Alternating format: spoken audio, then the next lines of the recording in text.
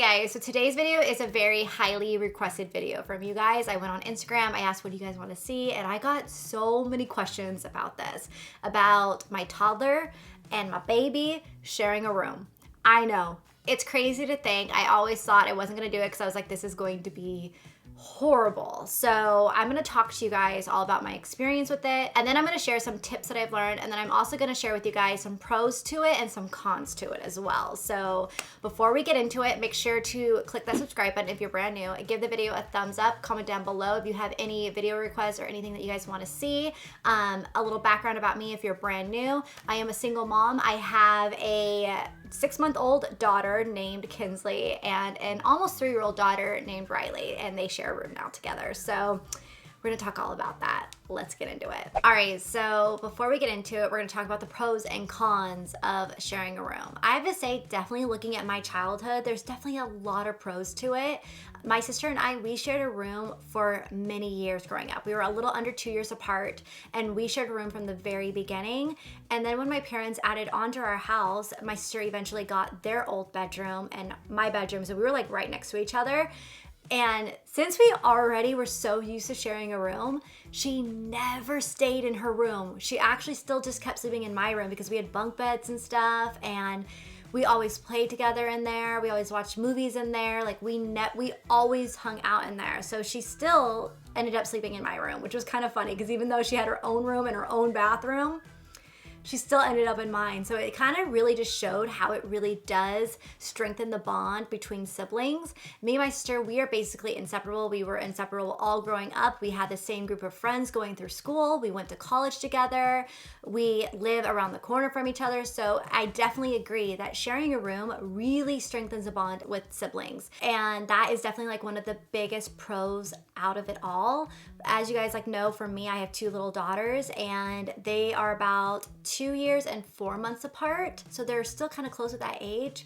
And I definitely hope that they have that same type of relationship that I have with my sister, and I feel like with them sharing a room is definitely going to help that and help promote that bond. Also, a lot of the pros to it too is that you get to save space in your house. You know, you get an extra room that way, which is awesome. Or if you don't have the space, it's still good for them. For me, in my house, I have a 4-bedroom house, and people ask me, they're like, how do you not have a room for little Kinsley? And it's because one of my bedrooms that I use upstairs is my filming room. And this is what I do for work. This is what I do to support my girls. So I have to have this room. And I can't move it downstairs to their playroom because of that playroom is so loud near the street that I can't film in there. It's just a nightmare. And I obviously cannot put a daughter downstairs away from me. So it's a lot better for them to be just sharing a room with one another. So definitely saving space is a pro to it too. And another thing is that they can keep each other company too. So if they ever feel afraid of the dark or anything like that, they can console each other. And then also it can help facilitate play with one another because they're in the room together, and also really promote sharing too, and having them learn, okay, we're gonna share this space with one another. Yes, they're gonna have their own things that are gonna be their own stuff, but they need to learn how to share with one another and also share with others too. So there's definitely a lot of benefits to it. Now let's go ahead and get into the cons of it. And I have to say there's definitely a lot more cons. I feel with the ages that I'm in right now, with having a 6-month-old and a almost 3-year-old together, is the sleep schedule. So they both have the same bedtime. That's 7 o'clock. They go right down. But Kinsley still does not sleep through the night. This girl still wakes up frequently throughout the night. So what I do is I tiptoe in there. Luckily, Riley's a really good deep sleeper, so she sleeps right through it all. But I get Kinsley right when she starts a little fussing or making little noises before she starts crying. I get her, I nurse her in my room, and I bring her back and I set her down, and she goes right back to sleep. But around her 3 o'clock feed, I sometimes just leave her in my bedroom. And yeah, Riley wakes up in the morning now and she's like, where's baby? So her thing now is Riley used to sleep in till 8 o'clock in the morning. This girl used to sleep forever, and she would always stay in her bed without getting out at all. She would never get out without permission. Ever since I started room sharing with them, she started getting out of her bed in the morning because I think she thought, okay, if baby's with mommy in mommy's room, then I can be with mommy in mommy's room. So now just this morning, I got a little surprise of Riley climbing into my bed at 6 o'clock this morning. I was so tired. So that has definitely been a challenge. I have to say, from my experience, I kind of say is try to get both children sleep trained and sleeping through the night. I think I might be adjusting some things, and I definitely want to share this and be real with you guys because I've learned. I feel like once Kinsley is sleeping through the night and she's able to be there in the morning with Riley, I think it would be much better for both of them, and it won't affect Riley's sleep in the morning because she's like, wait, baby's not here. Where is she? I gotta go find her.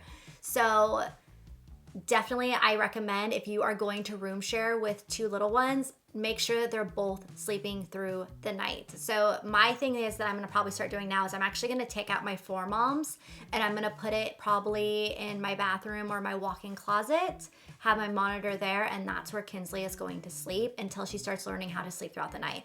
I'm working with a nanny right now. We're trying to get her on a sleep schedule, and I'm hoping that if we get her on a really good set schedule, we might eventually get her to sleep through the night, but nursing babies are really tough to do that with.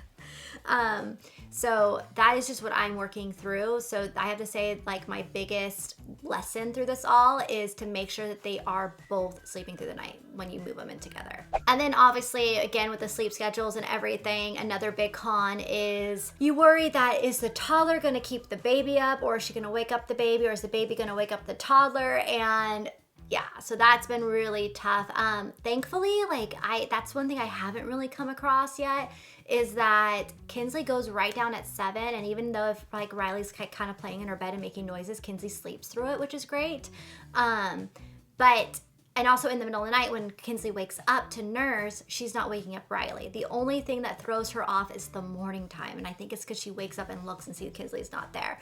But so far I have not had to worry about them waking each other up, thankfully, but that is definitely like a really big like concern, because you're like, oh my God, if my baby wakes up, then I'm gonna have to deal with my toddler too, and then it's gonna be a nightmare. So it's definitely a lot. And I feel like it's definitely, again, the cons I feel are bigger when they're younger, but then once they get older and both over 2, I think it's like those just go away and it'll be a lot easier. I mean, yeah, you might have some of the fighting that might happen. They'd be like, I want my own space. That's totally gonna come down the line too.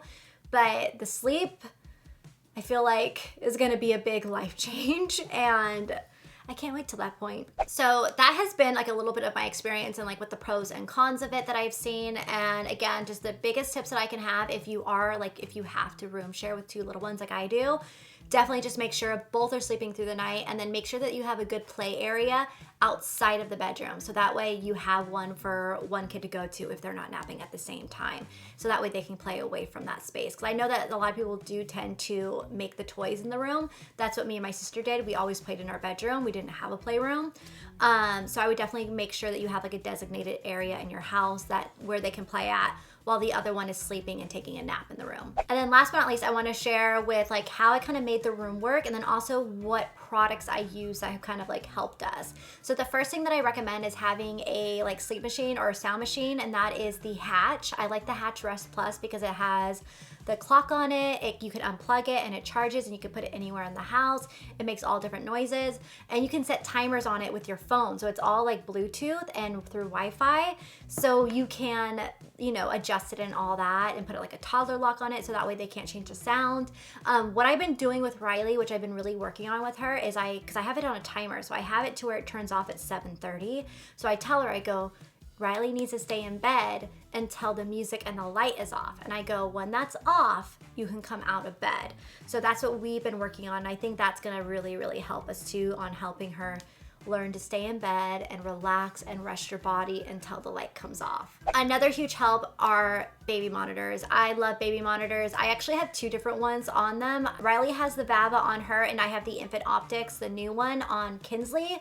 I know there's a Vava that has a split screen that you can do, which I like the split screen so much better than the ones that have to like reverse, where it's like on a little, like a cycle where it goes like 15 seconds on this baby and then 50 seconds on that baby. But one of you guys shared with me that with the split screen, the difficulty with that is that there's audio.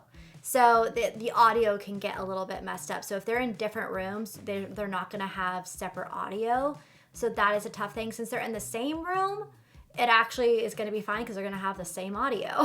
So it really comes down to what works best for you and your situation, but I definitely recommend baby monitors. They really help. They save me. I just carry them throughout the house so that way I keep an eye on them and I know. And then also whenever I see Kinsley kind of like rustling and like noticing that she's starting to slightly wake up, I know when to go in there and get her before she starts crying so that way she doesn't wake up Riley in the middle of the night. So baby monitors are a must. Some other things that I use in their room is blackout curtains. Blackout curtains are a huge must-have. It really just changes the whole vibe in the room, keeps them asleep. I use the blackout curtains from Pottery Barn. They have some really pretty ones. I got these really beautiful like pink ones for Riley's room and stuff, so definitely check them out. I'll have them linked down below, but blackout curtains are a must-have. And then also in the room, I know a lot of people usually put rugs down in kids' rooms. I have dogs, and also as we know, kids, they do make a mess. So I had a rug in there originally and it got so dirty, so filthy. So I ended up just tossing it and getting rid of it. And I found a circular play mat, which ended up working out really well. If I can find it, I'll link it down below, but it fits their room perfectly. And what I love about it is that I can go in there and I can disinfect it. So I go in there and I do like, you could do your little steam mop on it. You can disinfect it and it's easy to clean because you know they're gonna be down there playing and laying down. Because I always do like bath time and like I'll bring them there on the towel and I'll wipe them down and then get them all changed on that mat, so it's really easy to clean up. So I definitely recommend getting a mat in there too instead of a rug. So like I was saying about the toys, how it could definitely, like the playroom or play area outside can definitely keep it from being crowded in there, because it definitely gets crowded in their room with all their stuff.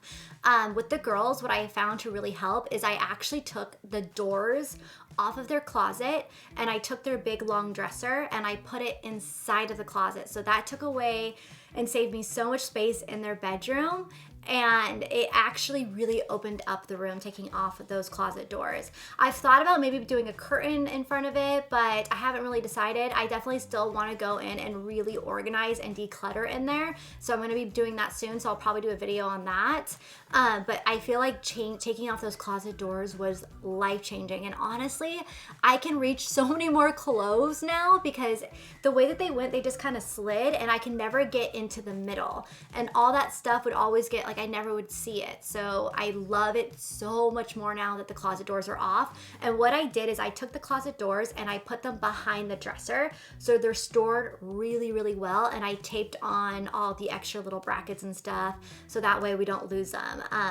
But that is a really good storage area if you just put it behind the dresser and have the dresser just kind of hold them up, and it's awesome. So I definitely recommend doing that. If you're trying to save space and open up a room, take off the closet doors. It's life-changing. All right, so that is everything about my experience and the pros and cons of your little one sharing a room. I hope you guys found this video helpful. Like honestly, I'm still going through it and I'm definitely gonna share it with you guys in a vlog, like in a day in life vlog and stuff. But what I have learned so far, like being my lesson in it all, is just making sure that they both sleep through the night before moving them in there with each other.